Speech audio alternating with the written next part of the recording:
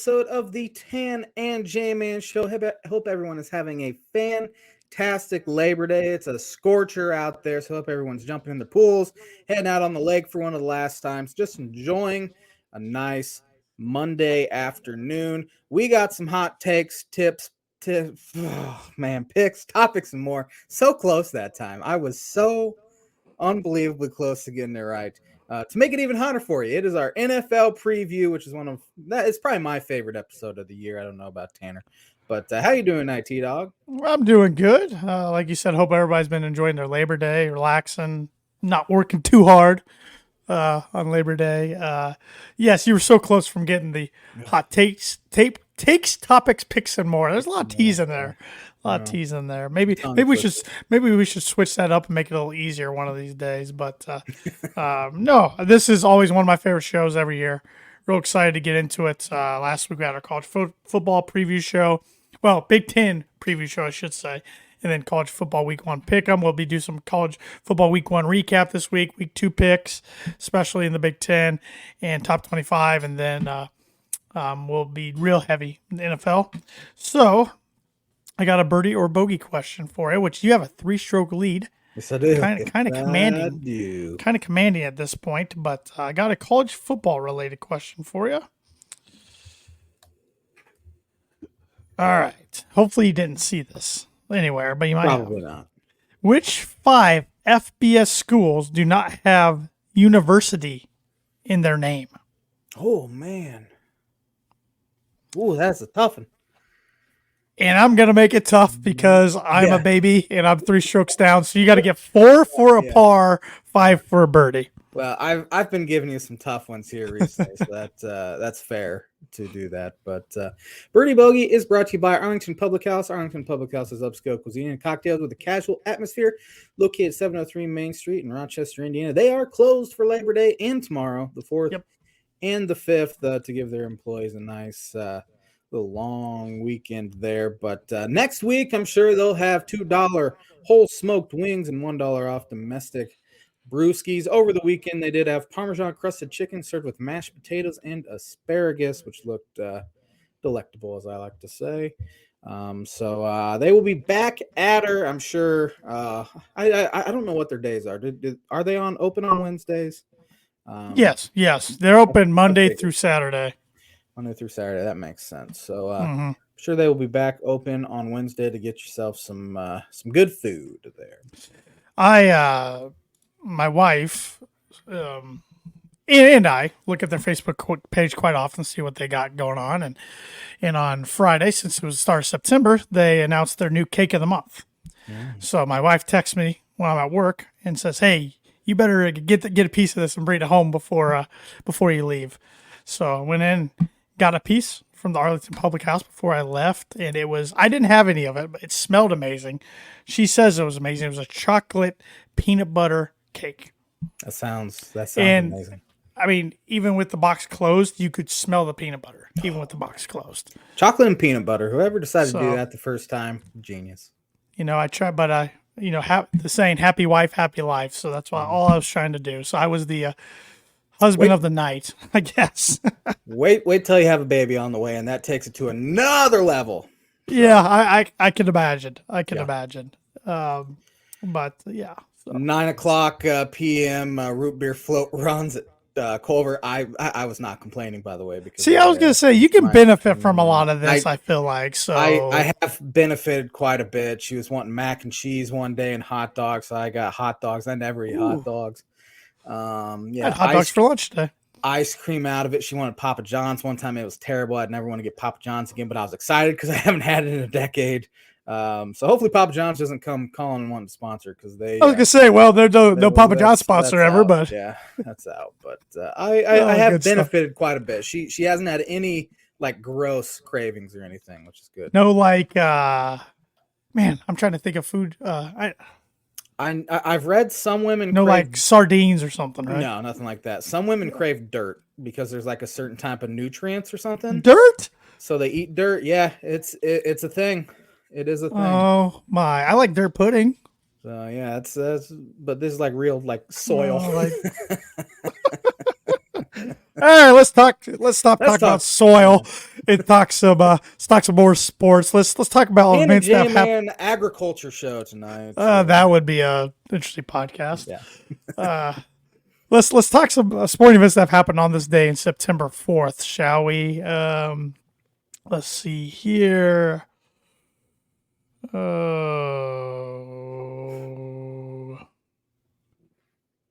Who won the PGA Championship on this day in 1932?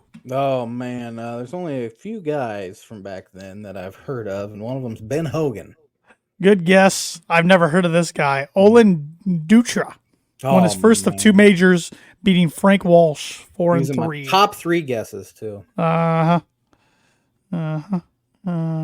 man, through the 50s. Oh, here's a good one. On this day, 1950, NASCAR's first paved super speedway, Darlington Raceway, hosted the Southern 500. It was the first 500-mile event in NASCAR history. The winner was Johnny Mance in a Plymouth. What were they racing on before? Dirt? Gravel? Well, I know the first Daytona 500 was like beach. So that's cool. Yeah, I don't know. That's a good question. I know some of my NASCAR history, but I don't know that much. So a lot of Olympic stuff, cricket stuff. On this day, 1981, the longest MLB game at Fenway Park was played. It ended in 20 innings, seeing the Mariners beat the Red Sox 8-7.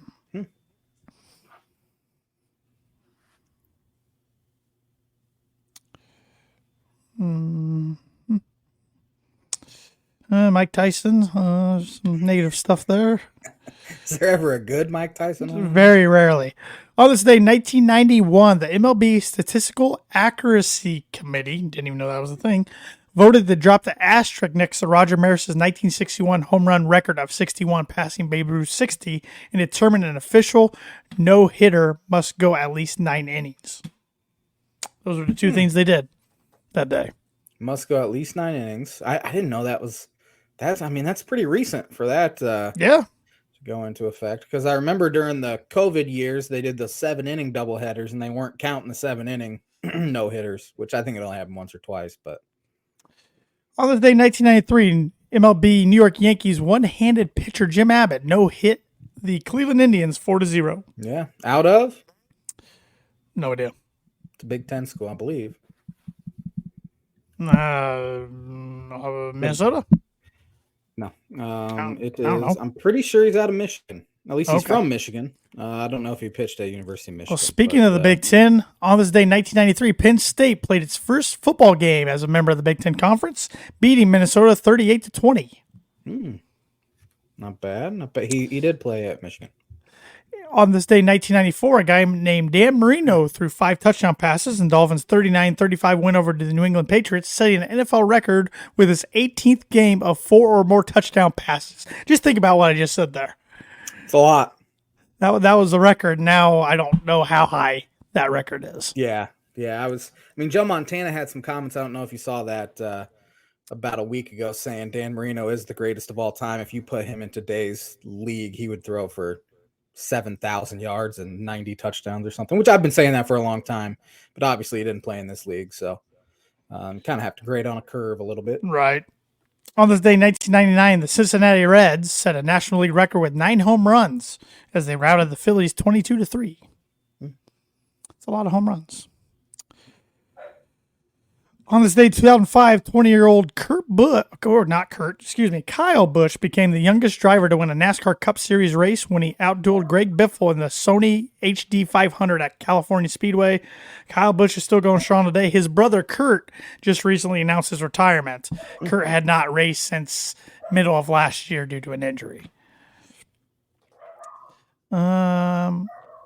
Let's see here. And that's going to do it. Not a ton of On This Day sporting events on September 4th, but enough to make an interesting little segment. And the On This Day segment is brought to you by, like it is every week, Moody Woodcrafts. Moody Woodcrafts is a veteran-owned and operated woodcraft shop based out of Texas with Indiana grassroots. They provide 100% hand-cut custom designs that fit your needs, and their pieces are a great addition to any home, office, or man cave. You can see some of their recently completed projects by visiting @WoodyWoodcrafts on Instagram and on Facebook. And if you let them know the Tan and J Man Show sent you get 15% off your order. And Bentley in the background is telling everybody to get your signed orders in. Get your signed orders in for the football fan in your life. His mama's not home, so he's lashing out. That's all right. Understandable. I'd lash out too if I was stuck at home alone with you. Yeah. I don't blame him. All right. Well, let's get into some NFL football talk. Let's do it. What division do you want to start with? I say we start with the AFC because that's what I have pulled up here. The AFC East. All right. Or AFC West, actually. Let's go down. Okay. AFC West. Who you got winning it? That's no surprise. It's a team that's dominated AFC West for a good portion of the last decade. That's the Kansas City Chiefs with a 15-2 record and a perfect 6-0 record inside the division. So we do this thing called Playoff Predictor. We go game by game and pick the winner without looking at the records or anything, just to see where we're at the end of the year. So it kind of makes it less biased, if in a sense. But I also have the Chiefs winning at 15-2. I think they'll be obviously. When you have a quarterback like that and a tight end like that, you're going to score some points. I'm just so sick of it. I mean, they I keep thinking as a Bronco fan, I keep thinking the injury bug's got to bite KC, and I don't like to wish injury upon anybody, but every year it doesn't happen. They stay relatively healthy every single year. Yeah. I'm like, what are they drinking in the water there in KC? Yeah. I mean, even the Patriots, Tom Brady blew out his knee one year. You know, that's never happened to Pat. I mean, he did have that injury, and Matt Moore stepped in for 2 or 3 weeks, but it wasn't a Chad Henne. Well, Matt Moore back. I remember he had to come in against Denver. Oh, against Denver. Night. Okay. Yep. Sorry, I thought you meant last year's ankle no. late in the year where Henne had to come in. Yeah. Who do you have finishing second? I have the LA Chargers finishing second at 11-6. I have the Denver Broncos second. Of course you do. At 10-7, not making the playoffs. Really? Not making the playoffs. Dang. With a 2-4 in division record. So the AFC is loaded. It is. It is absolutely loaded. You have and I'd throw Denver in that too because I have them third at 9-8, so I'm not too far off from you. I have the Chargers third at 8-9, but with a 2-4 in division record. I mean, you look at this. I mean, you have obviously Cincinnati, Baltimore, and Pittsburgh, Bills, Dolphins, Jets, Jacksonville, all that's what, 9 teams for 7 spots, 10 teams for 7 spots. There will be teams with winning records on the outside looking in. For sure. I agree. And of course, I would love Denver to get in the playoffs, sneak in as a wild card. But if you told me right now they'd finish the season at 10-7, I would take it. They have not had a winning record since 2016. I would even take 9-8. That is improvement. That's progress. Wanting to see improvement. I mean, there's got to be improvement behind center there with number 3, Russell Wilson. There's got to be, or he's done. Interested to see what Sean Payton brings to this team. Saw some positives in the preseason, but that's preseason. They have been bit by the injury bugs, particularly at wide receiver with Tim Patrick out for the year. Jerry Jeudy probably out for the first 3 or 4 weeks at least. They didn't put him on the PUP list, though. So, Denver should have a solid defense, but it's all going to come down to quarterback play. Right. At the end of the day. So, and Chargers, I think, they got a good quarterback, Justin Herbert. Got a big contract extension. They had a heartbreaking choke of a loss, being up 27-0 to the Jaguars last year in the playoffs. The Chargers are a team that's always bit by injury. We're talking about Kansas City never is. Chargers always are. I was just about to say that. And I honestly think they will be better than the 8-9 record I have them, but that's just sometimes this system makes me look like a goofball because I just go game by game. So how many years have we had multiple teams going like 0-16, 0-17? Oh, quite a few. Yeah. Yep. So we both have the Vegas Raiders finishing 4th. What's the record you got? I got them at 8-9, 2-4. So I have Denver, LA, and Vegas finishing with the same division record, and LA and Vegas finishing with the same overall record. I have Vegas finishing 7-10, so I think that's going to be a very competitive division, and it should be. It should be, yep. Jimmy G, obviously the quarterback there. He's a downgrade, in my opinion, from Derek Carr. Not a huge downgrade. Yep. He he has more of an Alex Smith style to him, where he's probably not going to turn it over. He'll keep you in games, but I think that defense is terrible, and I don't believe in McDaniels at all. Devontae Williams is a weapon. Josh Jacobs is a weapon now that he's back after his holdout. But Garoppolo will not finish the year healthy, I'm sure. Yeah. That might. I have not seen if Aiden O'Connell is their number 2 or if Brian Hoyer's their number 2.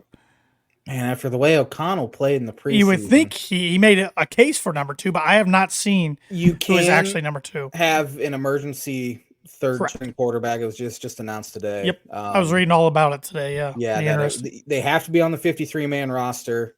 And they can't come in, I believe, before the second, which is a thing that's been normal. Yes, anyway, yeah. Both your first and second string quarterbacks have to get hurt. They can't come in due to poor play. The first and second string players, either one of them, can come back in if they are ruled that they can come back in the game. And also, the third string quarterback has to line up as a quarterback position. Can't be different position. No wildcat, anything like that. So, interesting. Yeah. Yep. So. Cool. What division's next? AFC North. AFC North. I got to pull up a different screenshot here. Here we go. Okay. I have the Cincinnati Bengals. I have the Cincinnati Bengals as well. Finishing 14-3. I think they're going to be real good. I have them at 13-4, 4-2 in the division. Yeah, Joey B hasn't played, obviously, in the preseason. He's banged up, but still, he's been banged up before, and he's been okay. Great receiving core. Joe Mixon, obviously, is there. Chase Brown is there now. I got to throw him in there because he's an Illini. Defense should be pretty good. So I think they're poised to make a run here. Joe Burrow is my MVP pick for this year. I think he has a big year. I really like this Bengals team a lot. They will be in the mix for a contender to win the Super Bowl. I mean, I got them winning the North, and I have them as a pretty high seed in the AFC. So, I have the Baltimore Ravens finishing second. I do as well. I think they bounce back this year. Now Lamar's back. I have them at 13-4. I think they're going to be really good. I have them at 12-5, 4-2 in the division. Do you think Odell Beckham moves the needle for them this year? No, not really. I think he's pretty much he's washed. Solid, but I think he's kind of getting washed. Yeah. Lamar back. I think he'll come back with a vengeance too. That defense is always good. Doesn't matter who you have, they're going to be good. Yep. And they'll run the ball really well as well. So always, that's a Baltimore staple. Good rushing attack on offense. Great defense. So who do you got finishing third? Pittsburgh Steelers at 10-7, but missing the playoffs. I got them at third, also 12-5, 4-2 in the division. Man. I think this division, these top 3 teams are loaded. I think Kenny Pickett's going to have a heck of a year. I agree. For the Steelers, I think Najee Harris is going to have a good year. I think they're going to be really solid on both sides of the ball. I don't think there's any heat on Tomlin's seat, but if there is, I think he silences that this year. Yeah, obviously, defense, again, that division, I mean, Baltimore and Pittsburgh, years of great defensive play. And now, again, the way Pittsburgh finished the year, they almost snuck into the playoffs. Right. And Kenny Pickett played really well down the stretch, and they're expecting big things from him. So I think they're going to be good. And we both have the Cleveland Browns, the Brownies, finishing last. What do you got them record-wise? 6-11. I saw somebody say they are a playoff contender this year because of Deshaun Watson. I think Watson's washed, for one. And I don't think they're going to be very good. I have them at 3-14, 0-6 in the division. Yeah. You think they're going to be real bad? I think they're going to be real bad. I just don't see it. I don't think Deshaun's the answer. And I think they're going to have to eat a lot of dead money after this year. Yeah. But they could prove me wrong. I'm not buying into the hype. AFC East. I have the Buffalo Bills winning the division with a 12-5 record, 5-1 inside the division. I also have the Buffalo Bills winning the AFC East at 12-5 as well. There's a lot of hype for Jets, Dolphins, and the Bills, but it feels like a lot of people are taking the Bills lightly coming into the season. It just feels like, to me anyway. They still have an MVP level quarterback in Josh Allen, and I think him and Diggs smoothed things over, whatever needed to be smoothed over. I love their first round pick, that tight end out of Utah. I forget his name. But defensively, always good. I just think they're going to be a force once again. Yep, I think the Bills are going to be forced once again. Their defense, I do have some question marks on. I know they've made some changes as far as coordinator there. But Josh Allen, he's top three quarterback in my position, in my opinion. Definitely top five, but top three in my opinion in the league. He's got some good offensive weapons. Like you said, it is important for him and Diggs to get on the same page. But I think they do that, and they do have a tough schedule. The reason why I have them having 5 losses, but I do think they're just a little bit ahead of some of these other teams in the AFC West. Not by much though. Not by much. I have the Dolphins finishing second and making the playoffs. I had to do it at 10-7. New defensive coordinator there, Vic Fangio, is a really good defensive mind. I think Jalen Phillips on that defense going to have an incredible year. Losing Jalen Ramsey will hurt. When their secondary was bad last year, but it was a bad defensive scheme. Offensively, they should put up a ton of points as long as Tua stays healthy. If he doesn't stay healthy, they're going to go. That's the big question mark for them all season long. Yeah. I also have the Dolphins finishing second and making the playoffs with 11-6 record. Yeah, you're a little higher on them than I am. 4-2 in the division. That's assuming, of course, Tua stays healthy. I think they have an explosive offense. Tyreek Hill, Jalen Waddle, even Raheem Mostert at running back. I mean, my goodness, to talk about 3 fast guys I just named. Yeah. So the Dolphins, for the first time in a long time, I mean, okay, maybe last year, but first time in a long time, I think are must-watch television outside of the Miami Dolphin fan base. Yeah, for the first time. Yeah, besides last year. Last year, yeah. Came onto the scene, but they hadn't been for 20 years or so since Marino had been there, really. And that's why they have more primetime games than they've had in years. And they deserve it.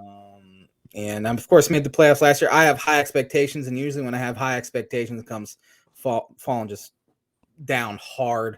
Offensive line still a major question mark. They haven't fixed that thing in a decade.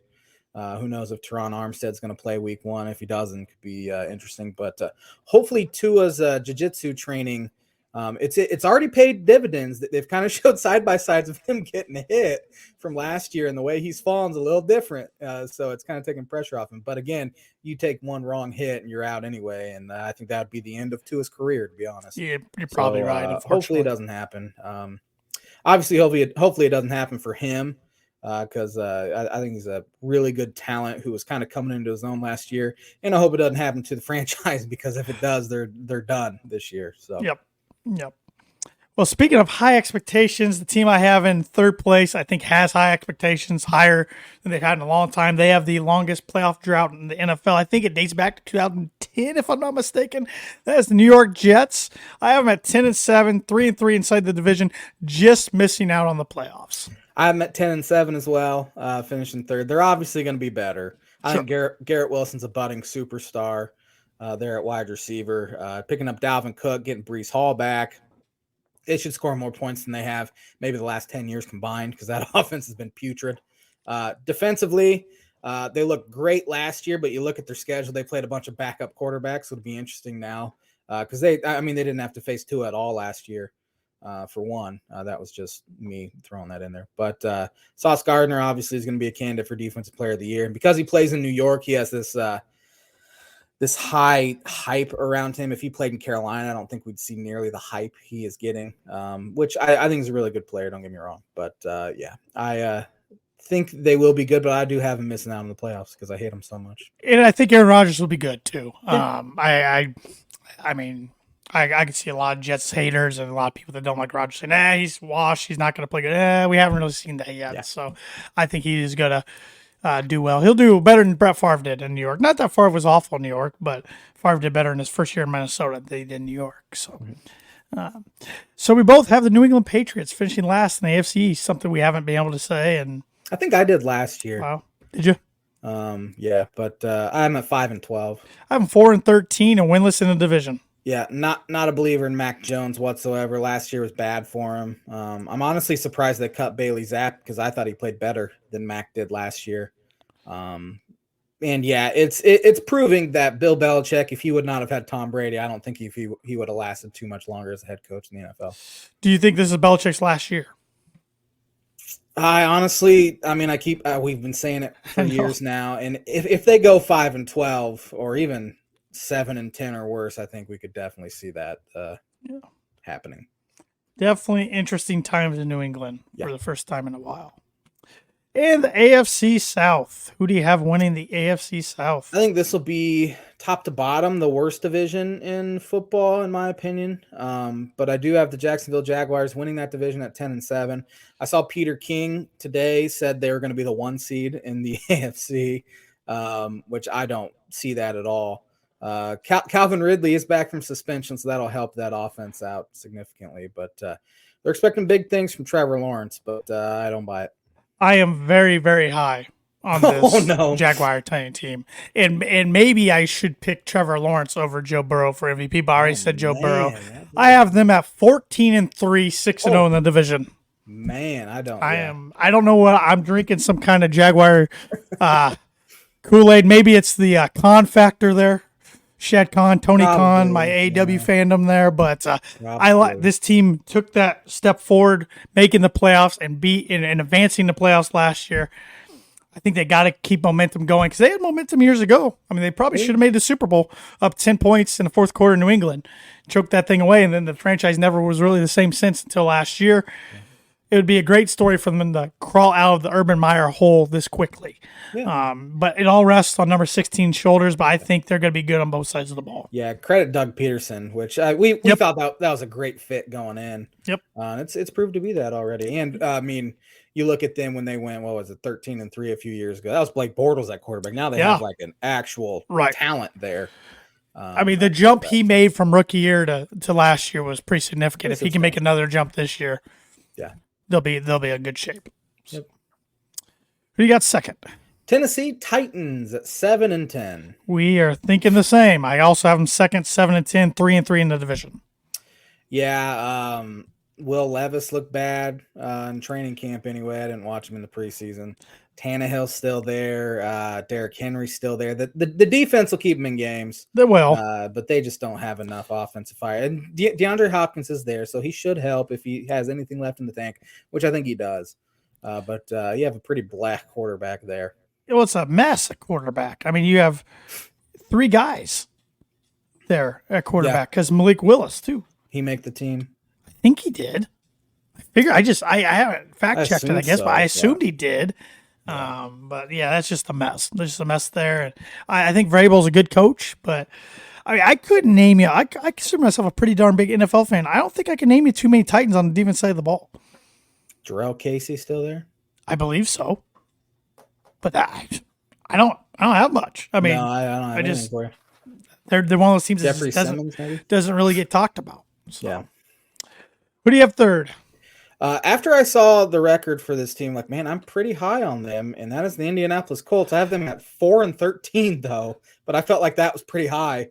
Well, I'm going to get a lot of slack for this maybe too, but I was a lot higher in this than I really am on the Colts. I have them at 6-11.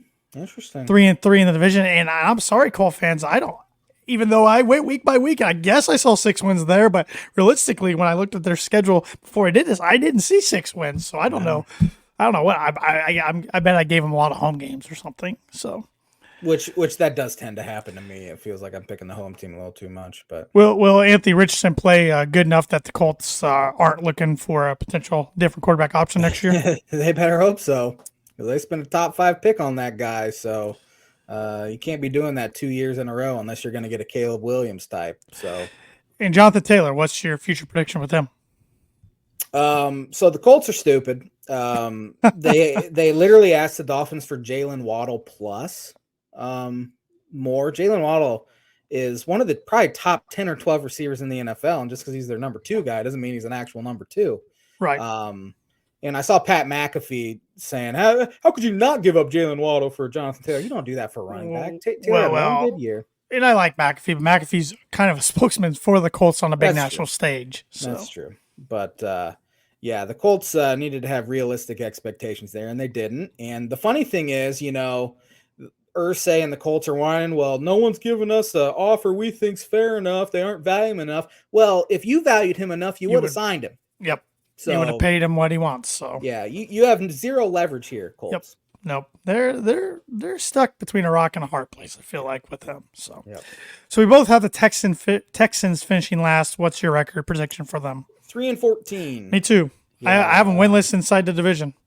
CJ Stroud was named the starter, and I watched the Dolphins-Texans preseason game, and he played about 3 quarters, and he looked pretty bad for a majority of it.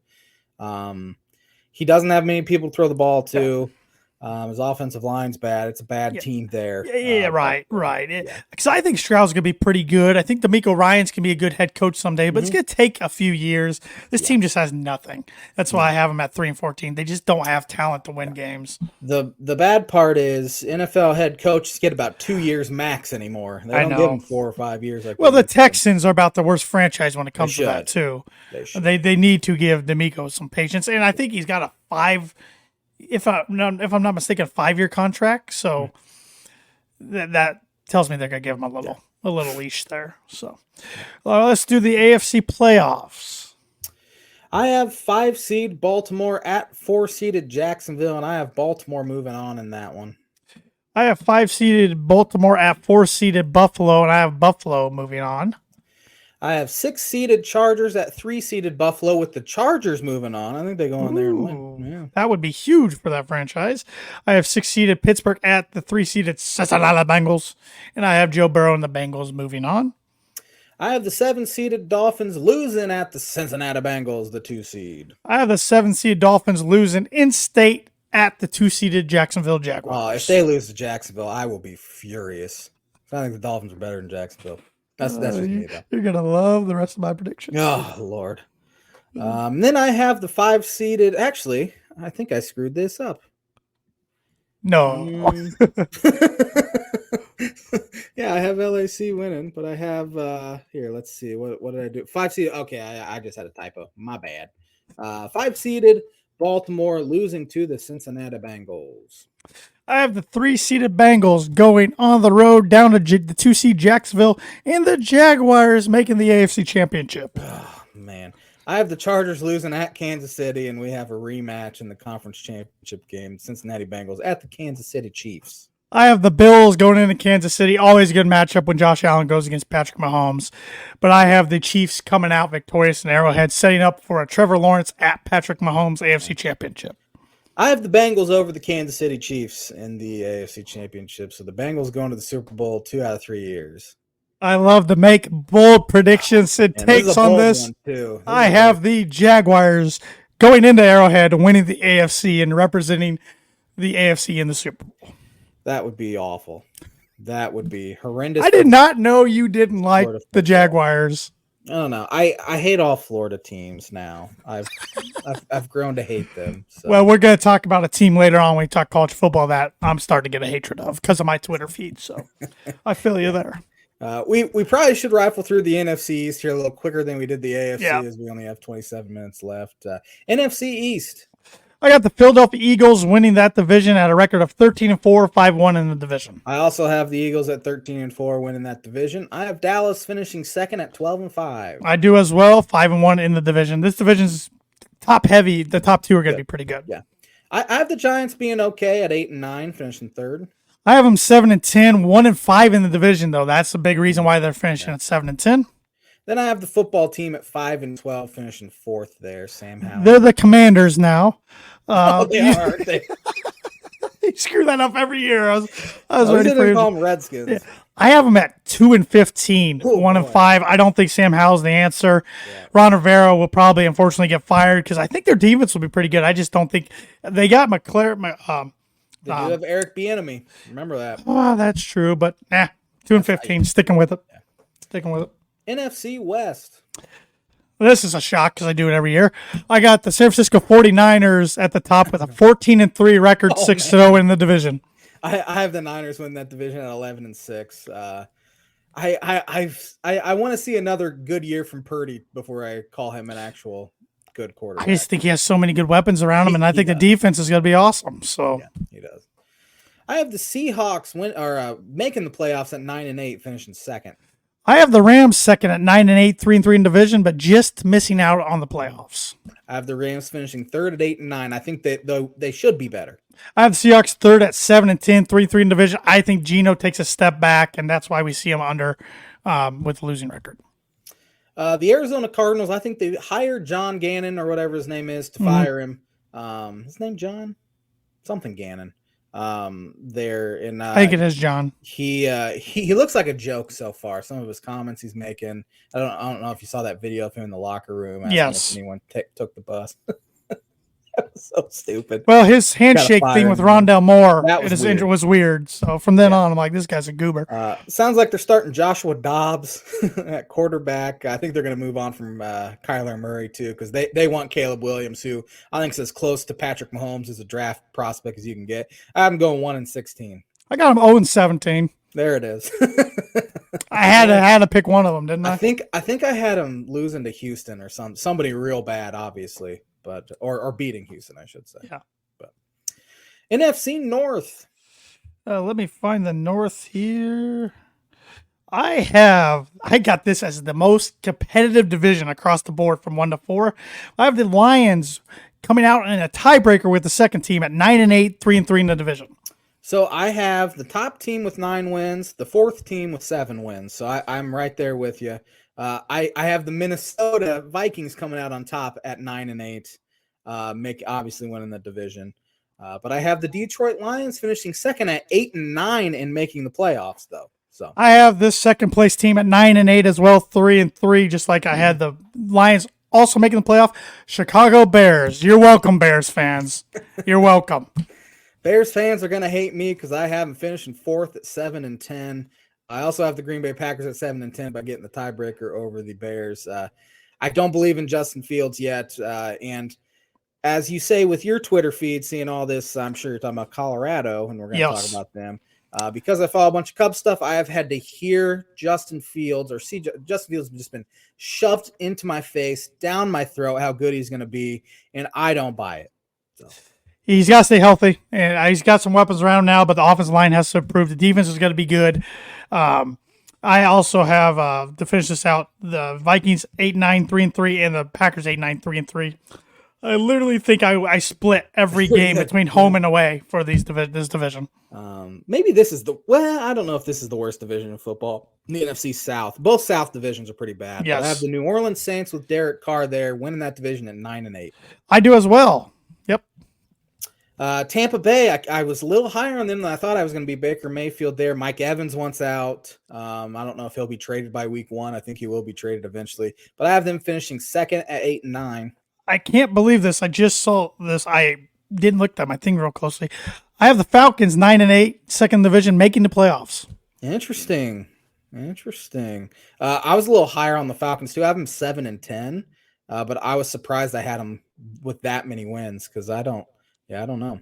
I have both the Buccaneers and Panthers finishing 4-13. But the Buccaneers third, Panthers fourth. I don't think Baker's going to do well.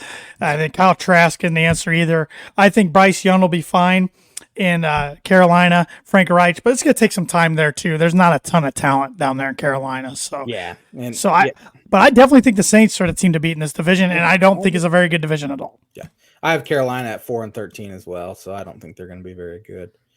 Playoff wise, number 5, I have number 5 Dallas at number 4 New Orleans. I got number 5 Dallas losing on the road at number 4 Detroit. That would be a rematch of playoffs a while back when Calvin Johnson was still playing. I have Dallas winning that one, and then I have the 6-seeded Seahawks at number 3 Minnesota, and I have Minnesota actually winning a playoff game. Kirk Cousins winning a playoff game and moving on. 6-seeded Bears traveling to 3-seeded New Orleans. That's right. New Orleans a 3-seed with a 9-8 record. New Orleans coming out victorious in that one. I'd feel a lot better about the Broncos and Dolphins making the playoffs if they were in the NFC this year than I did the AFC. 100%. Yeah. I have the 7-seeded Detroit Lions losing at the 2-seeded San Francisco 49ers. I have the 7-seeded Atlanta Falcons losing at the 2-seeded Philadelphia Eagles. I have the 3-seeded Minnesota Vikings losing at the 2-seeded San Francisco 49ers. I've got to find my sheet here now. Where is it? Sorry about this. Keep going, Josh, while I find this. I have, now that I see it, I have 2 rematches of the conference championships this year with the Bengals, Chiefs, and the 49ers at the Philadelphia Eagles, with the Eagles winning that one. To move on to the Super Bowl, to have a Bengals-Eagles Super Bowl. That would be a fantastic Super Bowl. Yes, it would. Bengals-Eagles. Let me see. I found my NFC Championship one, but I'm not finding my conference which is crazy because I know I just did it for the NFC. Anyways, I don't know how I get there, but I have the Niners and the Eagles in the NFC Championship game, with the Niners being victorious over the Eagles. So my Super Bowl is the Jaguars and the Niners. Man, that would be a brutal Super Bowl for me personally, because of my hatred for the Jacksonville Jaguars, but also because of my wife's uncle's love for the San Francisco. Oh yes, 49ers. I forgot about that. When they lost the Eagles, we had one sympathy card, and I found it, and I wrote him a note like "sorry for your loss" and sent it to him. Oh man, he absolutely loved it. You know what they say about karma there? Yeah, that's a good payback. They'll get me back. But, and payback. I have the Cincinnati Bengals winning the Super Bowl against the Philadelphia Eagles. I have the San Francisco 49ers winning the Super Bowl over the Jacksonville Jaguars. Oh, that'd be miserable. That would be miserable. It's going to be interesting to follow. Yeah, it is. It is. NFL. NFL predictions. My favorite week of the year. Obviously, you're going to have college football on Saturday, but then NFL starting. It'll be interesting to see how the whole YouTube thing with the NFL ticket goes. I assume they're going to crash a few times.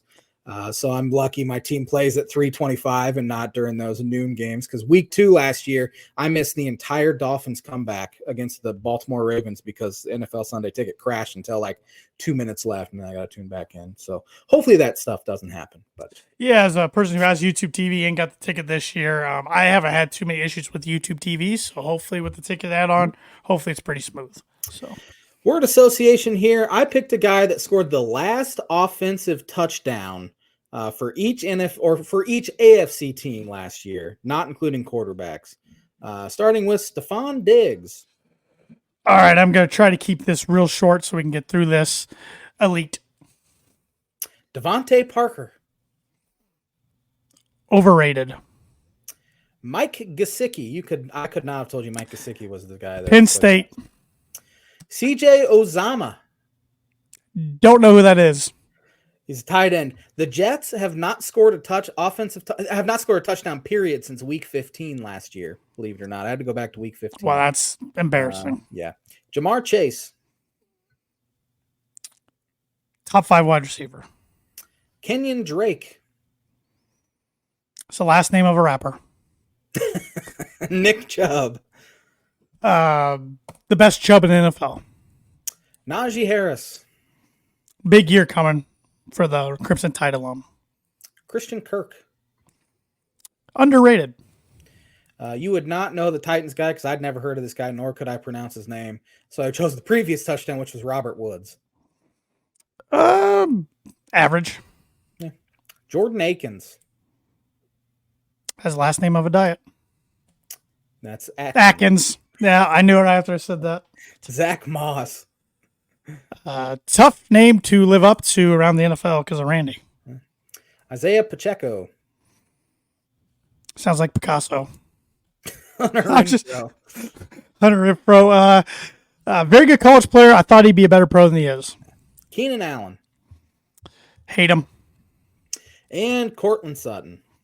Hope he stays healthy in his 6th year because the Broncos need him.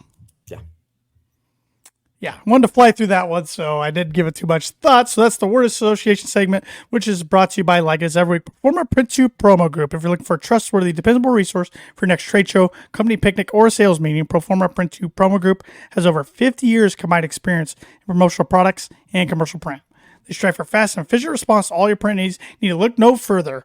Let them be your one-source print and promotional company today by giving Barbara Van Weinsberg a call at 574-210-3815. Week 1 NFL Pick'em starting Thursday night. The Detroit Lions get that Thursday night game at the Kansas City Chiefs. The NFL's loving them. Some Lions hype. I think it goes down in flames to start the year at Arrowhead. I got the Chiefs for 12. This will be the J-Man's book it prediction of the week. I think the Kansas City Chiefs win by 3 touchdowns or more. Ooh. Yeah, the NFL bought the Lions hype. I'm not buying the Lions hype. I do think they make the playoffs, but under 500. But give me the Chiefs for 15. J-Man's Book and Prediction Week brought to you by Indiana Farm Bureau Insurance Agent Travis Watchering for life. home, auto, business, renters, workers, comp, and farm insurance. Contact Travis at 219-869-4561. His email is travis.watchering@infb.com. Carolina Panthers at the Atlanta Falcons. We got the Falcons for 6. I have the Falcons for 3. The Cincinnati Bengals at the Cleveland Brownies. I got the Cincinnati Bengals for 13. I have the Bengals for 10. Jacksonville Jaguars, Tanner's Super Bowl runner-up at the Indianapolis Colts. They always seem to give the Colts problems early in the year for some reason. I got the Jags for 8. This is like the first time they're actually better than the Colts, though. Like, we think they're better than the Colts.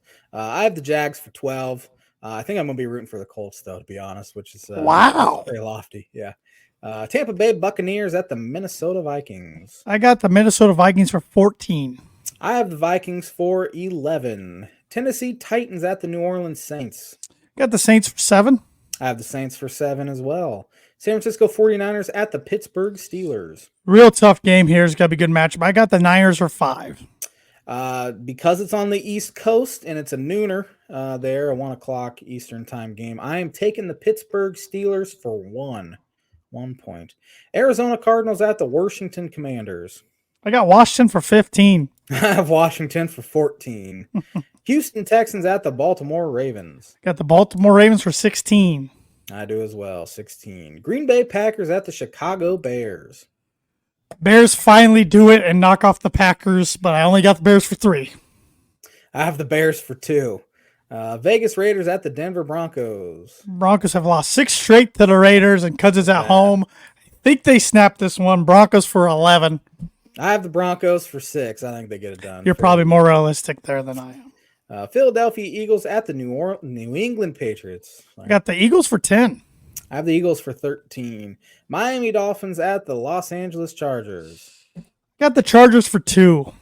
Hopefully the Dolphins can get revenge. It's going to be tough, but I got the Chargers for 4.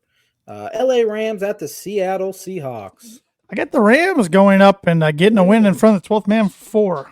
Remember when that was unheard of? People just didn't go in there and get wins. No, never. Yeah. I have the Seahawks for 8, though.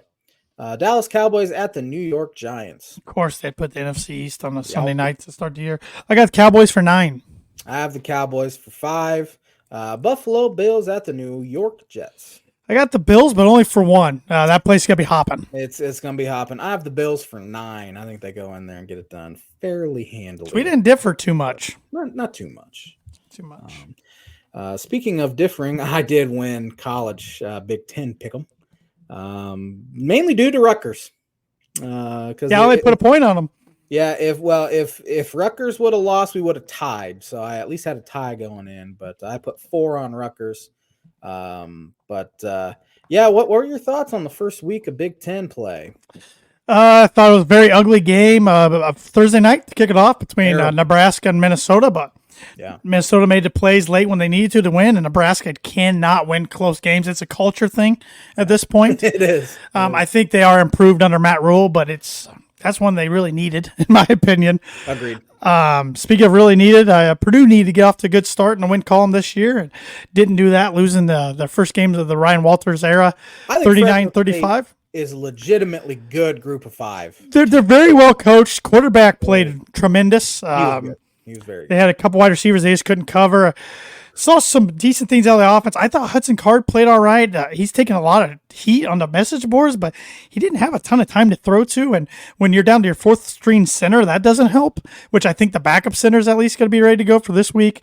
They did get some explosive plays. Deion Burks looks like he's going to be their explosive wide receiver. Tyrone Tracy returned the first return touchdown for Purdue in a decade. But the defense, pass rush was fine, but the secondary got torched, and I did not see that coming. I'm praying it's week 2 improvement going to Blacksburg, but very disappointed. Get off on the wrong foot, but not giving up on them, but like a lot of Purdue fans are. But I think to get to 6 wins, they have to finish this month at 3-2, and that just got a lot tougher.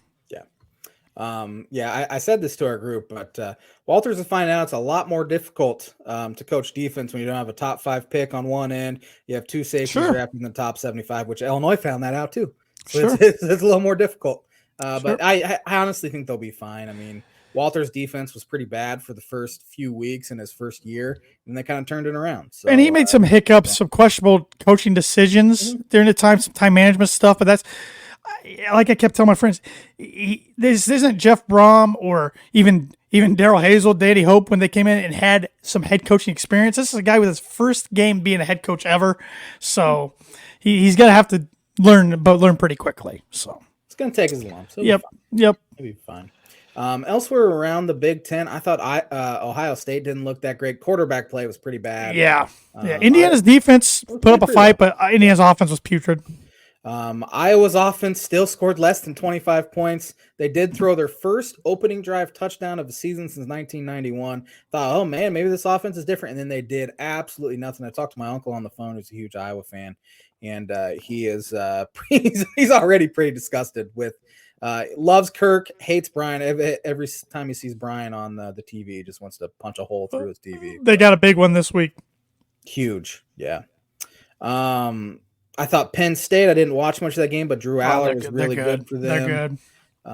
Michigan didn't watch a single second of that one. Wisconsin, the whole Big Ten West kind of looked meh. Yeah, they did, but Illinois, what a huge conversion on 4th and 4. I mean, the quarterback sit there in the pocket, took a hit, and great catch by the wide receiver. I thought Altmaier looked, besides one throw, looked really good. Especially, he had about 70 yards rushing as well. He reminds me of Nathan Shieldhouse a little bit.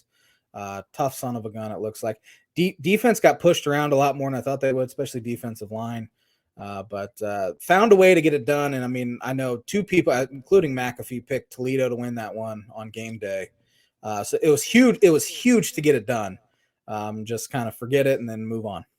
It was tough to get a feel for the Big Ten because so many of them played cupcakes week one. Yeah. But I will say Northwestern is by far away the worst team in the conference. Yeah, and they are underdogs against UTEP at home.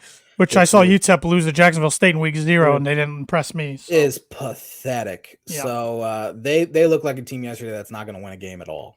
But around the country, we'll talk about them in the Big Ten pick them here shortly. But Colorado was the headliner going into TCU and winning.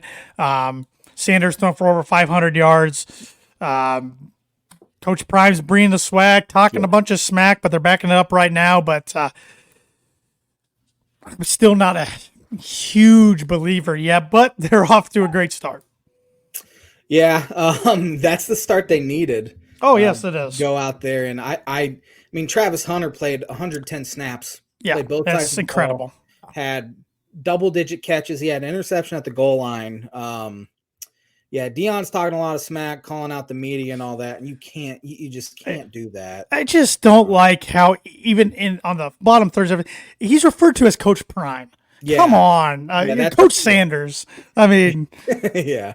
That's all they were calling him during the game, Coach Prime. I know. It just but the media's loving it, and I've never seen so much Colorado Buffalo talk on my Twitter. I mean, I couldn't even find Purdue stuff, Josh. I couldn't find Purdue stuff on my Twitter because I follow so many Denver sports related things. It was all about the Buffs, and their bandwagon is full, I think, right now. So yeah, he has a good year now. The NFL is going to come calling, and you won't have to hear about the Buffs anymore. Yep, so. And I gotta give a shout out Lou Munt here on Facebook. How about the Florida State Seminoles? Yeah. Huge Noles fan. My dad's uncle, my great uncle Lou, huge Noles fan. They looked fantastic last night, and I am very happy to see Brian Kelly about in tears there on the They got smoked, just smoked, smoked. Yeah. So I'm very, very happy with that, and the fact that I have him in my playoff too, which that helps. That's right. Yeah. So you want to do a Big Ten pick 'em real quick? Yes, here? Let's do it. Couple Friday night games, which Tom Allen went off. I don't know if you saw this. I don't. He went off saying, which I agree with him. Friday night football is for high school football. Yeah, it is. TV loves it though. Coach. TV loves it, and I know Bielema hates it. He wishes it was more of a Friday night thing. I don't think any coaches like it. Or a high school thing. But it's all about TV ratings, and that's all they could care about. They were saying we're going to shorten the games by having a running clock after each first down. Well, they added 15 more commercials, and the games are going the exact same amount of times, and there's more dead time. And teams are running less plays. So money grubbing is ruining college athletics, and hopefully something can happen to curb that. But Yep. Friday night, we have Indiana State at the Indiana Hoosiers. IU takes care of the Sycamores, 9 points on the Hoosiers. I have 8 points on Indiana. Illinois at Kansas. Both teams, when they scheduled this game, are like, man, we might actually get a non-conference win, and now they're both halfway decent. I had Illinois winning this in my season predictions, but I'm taking Kansas for 4. I have Kansas for 5. I think it'll be rocking. Kansas doesn't have too many non-conference games against a Power 5 opponent. No. And it sounds like their quarterback will be back this week because he didn't play because he didn't have enough practice time or whatever. But I have Kansas for 5. Youngstown State at Ohio State. Ohio State for 14. I have Ohio State for 13. Delaware at Penn State. Penn State for 13. I have Penn State for 14. Nebraska at Colorado. I think I picked Nebraska in my predictions for Nebraska bomb switching at Colorado 7 points. I have Colorado for 7 as well. Purdue is favored at Virginia Tech, I saw. 1 point dog. 1 point dog now. 1 point dog. Who you got? I got Virginia Tech for 3. I have Virginia Tech for 6. I don't think Virginia Tech looked very good at all, but first road game for Purdue with a pretty young team. Purdue needs it now pretty bad. Yeah. UNLV at Michigan. Michigan for 12. I have Michigan for 12 as well. Iowa at Iowa State. I got the Hawkeyes for 5. I have Iowa for 2. I think Iowa State's bad. Campbell should have left, man, when he had a chance. It'll be another 10-7 sort of game there. Richmond at Michigan State. I'm glad Michigan State. Well, Central Michigan's all right, but like some of these teams don't challenge themselves at all in non-conference. Yeah. Michigan State's one of them. Well, Michigan State does play Washington, don't they? But yeah, they do. Michigan State for 10. I have Michigan State for 11. UTEP at Northwestern. Game of the week. I got Northwestern for 1. I have Northwestern for 1 as well. If they lose this one, they are not winning a game. I will go on record. They're not winning. No. Wisconsin at Washington State. I picked it in my predictions last week. I'm sticking to it. Washington State in the upset for 2. I have Washington State for 3. I believe. Charlotte at Maryland. Maryland for 11. I have Maryland for 10. Eastern Michigan at Minnesota. Golden Gophers for 8. I have Minnesota for 9. Temple at Rutgers. Rutgers for 6. I have Rutgers for 4. That's it, right? Yep. Cool. That's all. That is all she wrote for the Big Ten. Elsewhere around college football, Ball State traveling to Athens, Georgia to take on the Bulldogs. Good thing they're going to get paid a lot because Georgia might win like 77-0.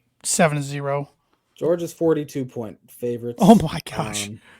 Notre Dame at NC State. Notre Dame 7.5-point faves. Notre Dame wins this one by less than 10 points. I think it'll be a close game. First real test for Notre Dame. Give me Notre Dame in that one. Utah traveling to Baylor, who got beat by Texas State. Yeah, Utah beat Florida. Give me the Utes. Yeah, give me Utah as well. Number 22, Ole Miss at number 24, Tulane. Ooh, give me Ole Miss, but I like that matchup. Give me Tulane in that one. Texas A&M at Miami. The U. Give me A&M. Give me the U at home. Of course. Games. The big one of the week is Texas at Alabama. Give me Alabama, even though Texas is one of my playoff teams. Bama is 7-point favorites. I do not think they cover. I think that'll be about a 3-point game there. And then Stanford at USC. Thad Mooney's saying that Ball State's getting paid $1.6 million to go to Georgia. Didn't Fresno get paid 1.5 or something like that? 1.35, I believe. 1.35. Yeah. We're not. That's the last I'm talking about that game tonight. USC over Stanford. USC, I agree. Give me that Birdie Bogey. Yes, Birdie or Bogey for this week. Let me pull it up here. Which 5 FBS schools do not have university in their name? Boston College. That is one. Boston College. Boston. I didn't even think about this during the show, so I'm just riffing. Boston College. Boston College. Yes, Boston College is one. Come into my brain. Boston College. Holy cow. Do I even have another guess? Boston College. That was the only one I could think of. Man, I don't think I have another guess. Don't have another guess. I don't think I have another guess. We'll give you a bogey for the week. But how about Georgia Tech? I thought it was Georgia Tech University for some reason. And how about Army, Navy, and Air Force? I hate you. That was so difficult. I'm gonna punch you. Thanks for watching the Tan and J-Man show. Hopefully we'll get to talk some baseball next week. We should be able to talk some baseball next week as the races are heating up. Have a fantastic week, everybody, and we'll be back at her next Monday.